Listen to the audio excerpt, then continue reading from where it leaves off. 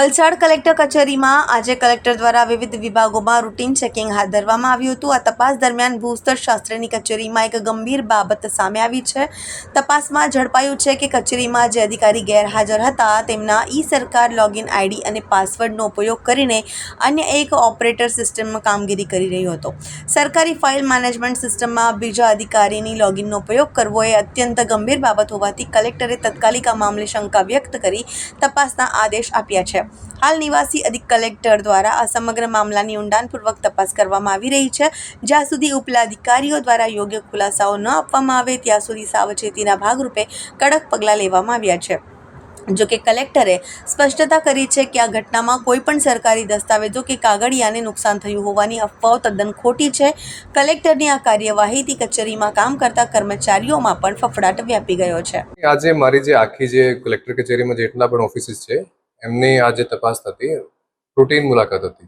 તો આજના દિવસની બધા કચેરીના જે પણ વડાઓ છે એમને સૂચના આપવામાં આવેલી છે અગાઉમાં જ કે આપણે અમુક વસ્તુઓ ઉપર ધ્યાન દેવાનું છે। દાખલા તરીકે સફાઈમાં કે આપણે જે ઓફિસ મેનેજમેન્ટમાં કે રેકોર્ડ સેગ્રીગેશનમાં।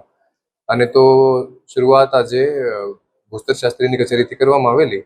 અને જ્યારે હું મુલાકાત લેતો હતો ત્યારે મારા ધ્યાન ઉપર આવેલો કે એક ત્યાં જે ઓપરેટર બેસેલા હતા એમને બીજા અધિકારીનો જે આજે એબસેન્ટ હતા, કચેરીમાં નહીં હતા, એમના અકાઉન્ટમાં લોગિન કરેલો હતો।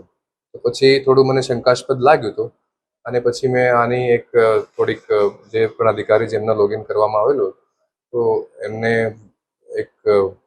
સાંભળવા માટે તક આપવા માટે કીધું છે। અને અત્યારે આરએસી સાહેબ પણ આનું થોડુંક ઊંડાણમાં જઈને કરી રહ્યા છે। મને અત્યારે ખબર નથી કે ત્યાં કોણ કર્મચારી છે અને કઈ રીતે આ લોકો એક દૂસરાના લોગિન થકી કામ કરી રહ્યા છે, બરાબર। તો આપણે કોઈ પણ એક જે ઈ સરકાર જે છે આ એક ફાઇલ મેનેજમેન્ટ સિસ્ટમ છે અને બીજાની પાસે લોગિન હોય તો આ એક ઘણી ગંભીર બાબત છે, બરાબર। આ જ્યાં સુધી તપાસ નહીં થાય થોડુંક મને ઊંડાણપૂર્વક આની વિગતો નહીં મળે ત્યાં સુધી આપણે થોડુંક સાવચેતીના ભાગરૂપે પગલાં લીધું। અત્યારે ખોલવામાં આવશે આ તો, ઠીક છે ને। જ્યારે એમના જે ઉપલા અધિકારી છે એમ એક્સપ્લેનેશન આપશે તો ખોલી દઈશું। અને કોઈ સરકારી કાગળિયા ત્યાં નુકસાન નથી થયેલું અને જે પણ માહિતી છે આ ખોટી છે। અને પછી જે પણ ત્યાં અધિકારીઓ હતા બધાએ જે અધિકારીઓ છે પોતપોતાની રીતે એમના જ ટેબલ ઉપર કામ કરવું જોઈએ અને બીજાના જે લોગિન છે અને બીજાના જે રીતે કામ થાય છે આ મારી દૃષ્ટિએ વ્યાજબી નથી।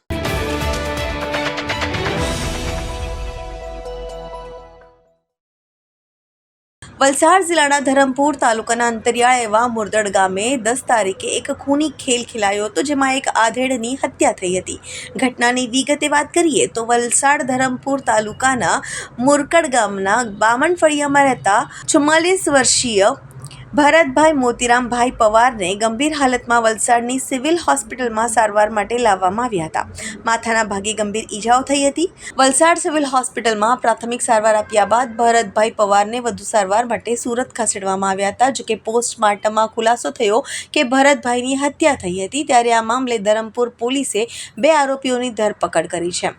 મૃતક ભરતભાઈ પવારની હત્યાના મામલે ધરમપુર પોલીસે 2 આરોપીની ધરપકડ કરી છે। આરોપીની ઓળખ કરીએ તો વિઠ્ઠલ પવાર અને યોગેશ પવાર। ઝડપાયેલ આરોપીઓ મૃતક ભરત પવારના પુત્રો જ હોવાનું બહાર આવ્યું છે। ત્યારે એ રાત્રે એવી તો શું ઘટના બની કે 2 સગા દીકરાઓએ પોતાના પિતાની હત્યા કરી નાખી છે। ત્યારે ધરમપુર પોલીસની તપાસમાં ખુલાસો થયો કે મૃતક ભરત પવારને દારૂ પીવાની ગંભીર લત હતી। તેઓ અવારનવાર નશાની હાલતમાં ઘરે આવીને પત્ની, પુત્રો અને પરિવારના અન્ય સભ્યો સાથે ગાળાગાળી, મારામારી અને તોડફોડ કરતા હતા।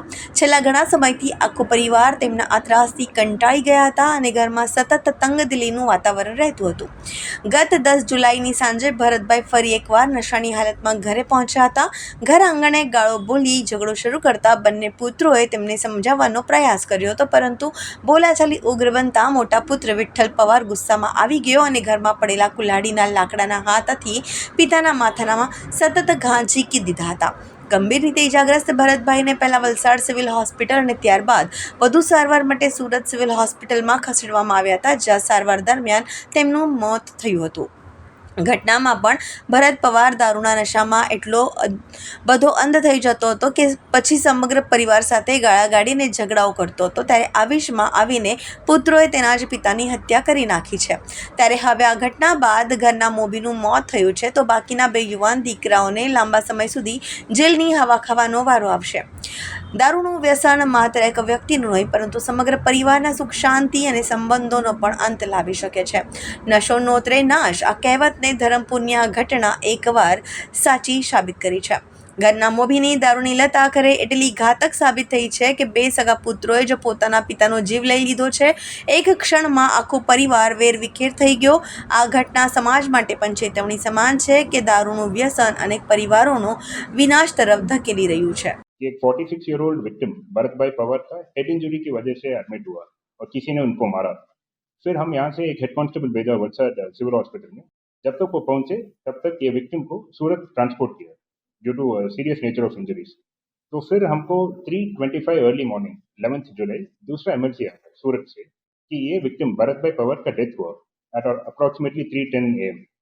तो यहाँ हम डेथ होने के बाद धर्मपुर पुलिस स्टेशन का पेट्रोलिंग में एएसआई अशोक भाई जादव थे. उनको हम क्राइम सीन गुना वाली जगह को भेज के जो भी इसका रिस्पॉन्सिबल है उनको पकड़ने के लिए सूचना दिया और उन्होंने जाके वहां से 2 आरोपी अरेस्ट करके 2 आरोपी को डिटेन करके ले गया है. 2 आरोपी वो जो मरण जना व्यक्ति थे उनका लड़के थे. पहले आरोपी विठल पवार उनका मोटा लड़का और नाना लड़का योगेश पवार. एंड इसलिए उनका फादर को मारा क्योंकि उनका फादर भरत पवार एक हैबिचुअल ड्रिंकर थे. काफी बार दारू पी के उनका फैमिली के साथ झगड़ा कर रहा था और गांव वालों के साथ भी झगड़ा कर रहा था. एंड उसी दिन जब ये इंसिडेंट हुआ 10th जुलाई शाम 7 बजे को दारू पी के घर आने के बाद पूरा तोड़फोड़ करने शुरू किया. सो गुस्से में और थोड़ा कंटाल में उनका दोनों लड़का पहले जपाजपी हुआ तीनों को बीच में, फिर थोड़ा मारामारी हुआ. तो उस वक्त उनका मोटा लड़का विठल पवार घर में पड़ा कुल्हाड़ी के लकड़े लेके सिर पे 3 बार मारा. वो 3 बार बहुत सीरियस इंजरी हुआ है. सो उनका cause of death preliminary haemorrhaging due to blunt force trauma ऐसे लिखा.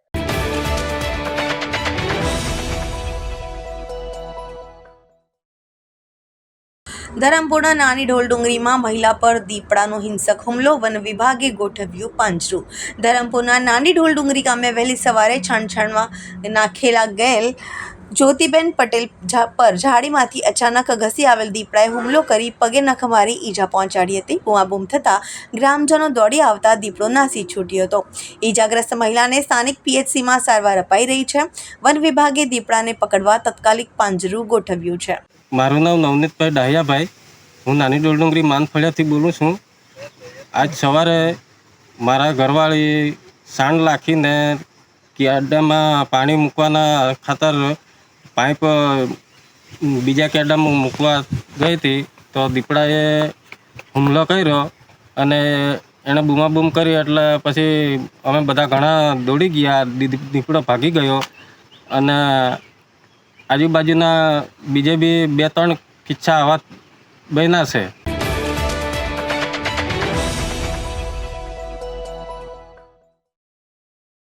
વલસાડ જિલ્લામાં પણ વરસાદી માહોલ જામ્યો. વાપી પંથકમાં વહેલી સવારથી જ વાદળછાયું વાતાવરણ છવાયું હતું. બપોરે પડેલ એક વરસાદી ઝાપટાના કારણે વાતાવરણમાં પ્રસરી ઠંડક. એક અઠવાડિયાના વિરામ બાદ વરસાદ પડતા ખેડૂતોમાં ઉત્સાહનો માહોલ છવાયો. ડાંગરના પાક માટે આ વરસાદ કાચું સોનું સમાન સાબિત થયું છે.